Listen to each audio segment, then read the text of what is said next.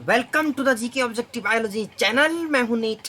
गुरुजी हम डिस्कस कर रहे हैं नीट यूजी 2011। उस समय ये एआईपीएमटी प्रीलिम्स का पेपर है। उस समय इसका नाम एआईपीएमटी था, जिसमें प्रीलिम्स और मेंस के होते थे पेपर। तो हम डिस्कस कर रहे हैं एआईपीएमटी प्रीलिम्स 2011 का। GK objective biology YouTube channel है। मैं हूं नीट गुरुजी। तो इससे 101 से लेके 180 तक हम प्रीवियस वीडियोस में कर चुके हैं। अब हम आएंगे 181 से लेके 200 तक हम इसमें करने वाले हैं। तो चलिए चलते हैं क्वेश्चन नंबर 181 पे, जहाँ से हम शुरू करेंगे।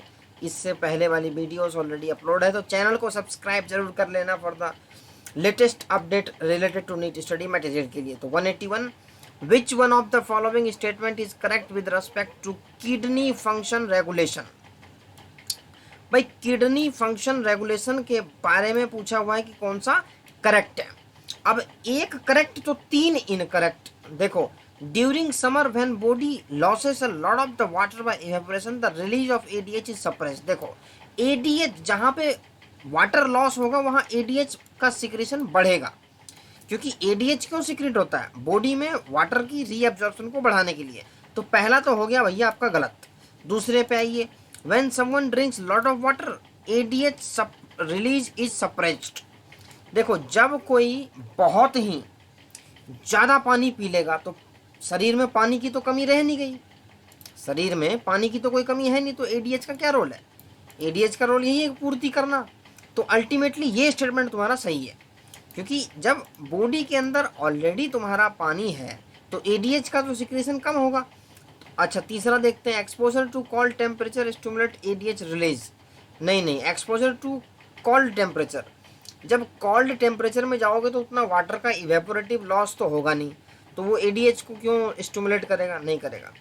An increase in glomerular blood flow stimulate formation of angiotensin second, जो कि गलत है। ठीक है जी।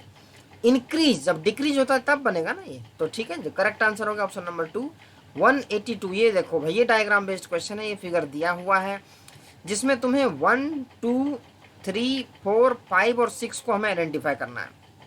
देखिए, इसमें ऑप्शन नंबर 1 में दिया हुआ है पेरीमेट्रियम। तो ये देखो, 1 का पेरीमेट्रियम नहीं है, ये एंडोमेट्रियम है।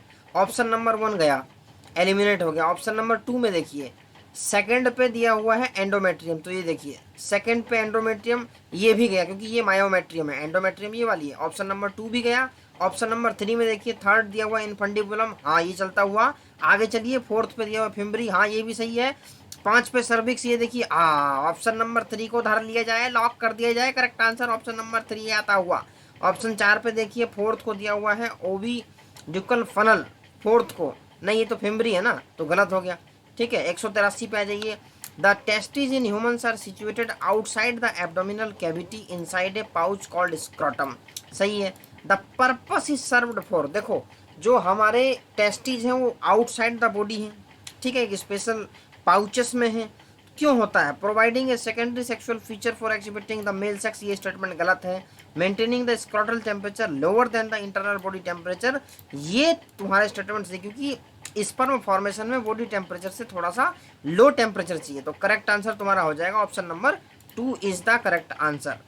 ठीक है जी, तो ऑप्शन नंबर 2 पे लगा दिया जाए लॉक, और करेक्ट आंसर ऑप्शन नंबर 2। अच्छा, 184 पे आ जाते हैं। Which one of the following is the most wide accepted method of contraception. देखो, IUD, cervical cap, tubectomy, diaphragm, तो सबसे ज़्यादा है इंट्रा यूट्राइन डिवाइसेज, जिसके अंदर तुम्हारे कॉपर टी वगैरह आते हैं। तो ये करेक्ट आंसर हो जाएगा। इंडिया के अंदर सबसे ज़्यादा यही चलता है। Women's first choice is IUDs, intra uterine devices. अच्छा, 185, if for some reason the vasa efferentia in the human reproductive system get blocked, जब वासा एफरेंसिया ब्लॉक्ड हो जाएगा the gamete will not transported from vagina to uterus. देखो, ये male reproductive का है, तो पहला option eliminate. Testis to epididymis, ये ऑप्शन ही करेक्ट है, क्योंकि टेस्टिस से एपिडिडाइमिस में ही सप्लाई करता है। तो 185 का ऑप्शन नंबर 2 करेक्ट हो जाएगा। अच्छा, 186, medical termination of pregnancy is considered safe up to how many weeks of the pregnancy. देखो, एनसीईआरटी में क्लियर मेंशन है कि फर्स्ट ट्राइमेस्टर, एक ट्राइमेस्टर में महीने हो गए 3, एक महीने में वीक हो गए 4 या 12, तो 12 वीक्स तक तो सेफ है ये एमटीपी। एमटीपी के लिए बहुत तगड़ी गाइडलाइंस है इंडिया के अंदर। वर्ड सुनने में सिंपल है लेकिन प्रॉपर कोर्ट कमेटी वगैरह सब बैठती है भाई, मेडिकल प्रैक्टिशनर की प्रॉपर कमेटी बैठती है, तब डिसाइड करती है कि एमटीपी होना है कि नहीं होना। बहुत कॉम्प्लेक्स प्रोसीजर है इंडिया के अंदर। 187, which one of the following is categorized as a parasite in true sense. देखो पैरासाइट क्या होता है, जो कि नरिशमेंट करे, नरिशमेंट के साथ साथ रिप्रोड्यूस भी करे, फिजियोलॉजिकली एक्टिव भी रहे। तो ये सब कैरेक्टर हमें देखने होते हैं। Cuckoo lay its egg in crow's nest, female anopheles bites and suck blood from humans. अच्छा, human foetus developing head louse living on the human scalp as well as laying egg on human hair. हाँ देखो, जो सबसे most appropriate and most suitable है वो option number 4 है, लेकिन सब में कहीं ना कहीं पैरासाइट की फील दी गई है। चारों ऑप्शन में लग रहा है पैरासाइट की फीलिंग है, लेकिन जो बेस्ट अमंग द 4 है वो ऑप्शन नंबर 4 है। मैं यहाँ पे ये कहूँगा best among the 4 option number 4 है। 188, what type of human population is represented by the following age pyramid. तो देखो, जब नीचे का जो बेस है वो जब रिड्यूस हो जाए तो वो डिक्लाइनिंग में चले जाता है, जब बड़ा हो जाए तो एक्सपेंडिंग पॉपुलेशन होता है, जब सेम हो जाए तो स्टेबल होता है। तो ये डिक्लाइनिंग पॉपुलेशन का जो है एनसीईआरटी में करेक्ट डायग्राम दिया हुआ है, वहाँ से डायरेक्ट क्वेश्चन आया हुआ है, तो हम ऑप्शन नंबर 4 को सही लगाएंगे। विच one of the following statement for pyramid of energy is incorrect. देखो, पिरामिड ऑफ एनर्जी जो होती है ना, एनर्जी जब एक स्टेप से एक ट्रॉपिक लेवल से दूसरे पे जाएगी तो हमेशा 90% लॉस होने के बाद ही जाएगी। तो एनर्जी इज ऑलवेज अपराइट, तो it is upright in shape, ये करेक्ट है। Its base is broad, correct है। Its energy content of different trophic level organism, correct है। लेकिन it is inverted in shape, ये इनकरेक्ट है, क्योंकि कभी भी एनर्जी का पिरामिड इन्वर्टेड नहीं हो सकता। 190 पेज है। Ethanol is commercially produced through a particular species of Saccharomyces cerevisiae. बहुत सिंपल क्वेश्चन है, तो बहुत ही आसानी से सॉल्व होने वाला है। 191, consider the following 4 statement, select the correct pair of them as adaptation of environment. Desert lizard के बारे में पूछा गया है इसके अंदर। तो इसकी जो कैरेक्टरिस्टिक होती है, burrowing in soil to escape high temperature, ये स्टेटमेंट करेक्ट है। Losing heat rapidly from the body during high temperature, उसके बाद कह रहे हैं कि bask in sun when temperature is low, ये करेक्ट है। तो ए और सी वाला हम देखने वाले हैं ऑप्शन नंबर 3 में, तो करेक्ट आंसर इसका ऑप्शन नंबर 3 हो जाएगा। Insulating body due to thick fatty dermis, ये नहीं होगा। तो ये दो करेक्टर बिल्कुल क्लियर मेंशन्ड है, तो ये दोनों करेक्टर इसके हो जाएंगे।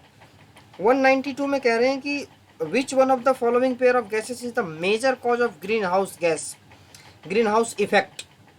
तो देखो, जो क्लास 12th का चैप्टर नंबर 16 है उसमें एक डायग्राम दिया हुआ है, उसमें और बताया गया है कि भाई ग्रीन हाउस गैसेस में किस गैस का कितना फ्रैक्शन है। तो कार्बन डाइऑक्साइड खुद 7%, 60% खुद करता है कार्बन डाइऑक्साइड। और कार्बन डाइऑक्साइड ऑप्शन नंबर 3, 1, 2 और 3 ऑप्शन में दिया हुआ है, चौथा तो एलिमिनेट हो गया। अच्छा, अब देखो CO2 plus N2O, CO2 plus ozone, CO2 plus carbon monoxide. अगर आप उस डायग्राम को देखोगे और गैस का फ्रैक्शन देखोगे तो CO2 प्लस N2O का जो कॉम्बिनेशन बनता है ना, ये तुम्हारा सबसे ज़्यादा हो जाएगा, क्योंकि ओजोन का उतना रोल नहीं, कार्बन मोनोऑक्साइड का उतना रोल नहीं है किसमें, ग्रीन हाउस गैसेस में। तो सबसे जो अप्रोप्रिएट होता है CO2 प्लस N2O। अगर मीथेन दिया होता तो वो और ऐड हो जाता, लेकिन यहाँ पे मीथेन नहीं दिया हो तो N2O वाला ऑप्शन हम चूज करेंगे। 193 में कह रहे हैं where will you look for the sporozoites of malarial parasite. तो मलेरियल पैरासाइट के स्पोरोजोइट कहाँ मिलेंगे, saliva of infected female anopheles mosquito. तो करेक्ट आंसर ऑप्शन नंबर 2 हो जाएगा 193 का। 194, व्हेन टू अनरिलेटेड इंडिविजुअल्स और लाइन्स आर क्रॉस्ड। देखो, अनरिलेटेड हैं, कोई लेना देना नहीं है एक दूसरे से, और उनको क्रॉस करते हैं, the performance of F1 hybrid is often superior to both parent. This phenomenon is called, इसको हम हेट्रोसिस बोलने वाले हैं। ये सिंपल सा याद करने वाला क्वेश्चन है। स्प्लिसिंग आ नहीं सकता, ट्रांसफॉर्मेशन आ नहीं सकता, मेटामॉर्फोसिस बिल्कुल क्लियर आंसर है हेट्रोसिस, क्योंकि इसके टक्कर का कोई दूसरा ऑप्शन ही नहीं है। तो मेटामॉर्फोसिस क्या होती है, डेवलपमेंट होती है लार्वा से एडल्ट की तरफ। ट्रांसफॉर्मेशन और स्प्लिसिंग मॉलिक्यूलर जेनेटिक्स की टर्म है, ठीक है, मॉलिक्यूलर बेसिस ऑफ इनहेरिटेंस। तो करेक्ट आंसर हो गया, सिंपल क्वेश्चन है। A certain patient is suspected to be suffering from acquired immunodeficiency syndrome, which diagnostic technique, ठीक है।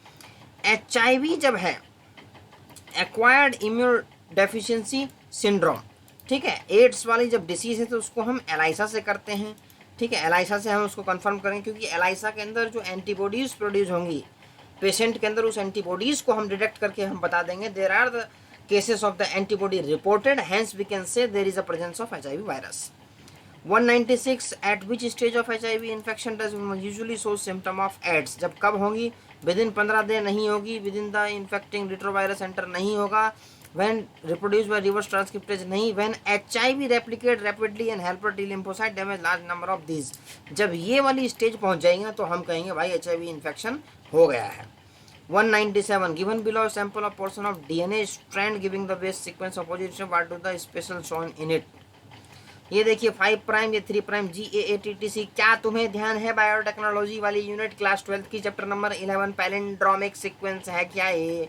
जी हाँ, तो palindromic sequence of base pair correct हो जाएगा क्या? हाँ जी, ऑप्शन नंबर 1 पे लगाते हुए answer. 198, the most common substrate used in distilleries for the production of ethanol. तो देखिए जितने भी ऑप्शन दिए हुए हैं, मोलासेस को हम यूज करते हैं most commonly. 199, an organism used as bio fertiliser for raising soybean crops के अंदर हम कौन सा बायो फर्टिलाइजर एम्प्लॉय करते हैं? तो हम करते हैं राइजोबियम को. राइजोबियम इसमें करेक्ट हो जाएगा. There are the restriction endonuclease eco R1. What does co part? तो ई जीनस है, को क्या है? स्पीसीज है, तो को मीन्स कोलाई. तो इस तरीके से हमने कर लिए हैं 20 क्वेश्चन AIPMT प्रीलिम्स 2011 के, जो कि आजकल नीट के नाम से जाना जाता है. क्वेश्चन वही है, बस नाम दूसरा है. क्वेश्चन वही है, NCERT भी वही है, थोड़ा बहुत चेंजिंग है. तो GK objective biology channel by NEET Guruji कर लें इसको subscribe for such type of videos, और नीट के अंदर अपनी रैंक को बिल्कुल टॉप पोजीशन पे ले जाइए और चैनल को सब्सक्राइब करके अपनी रैंक बढ़ाइए.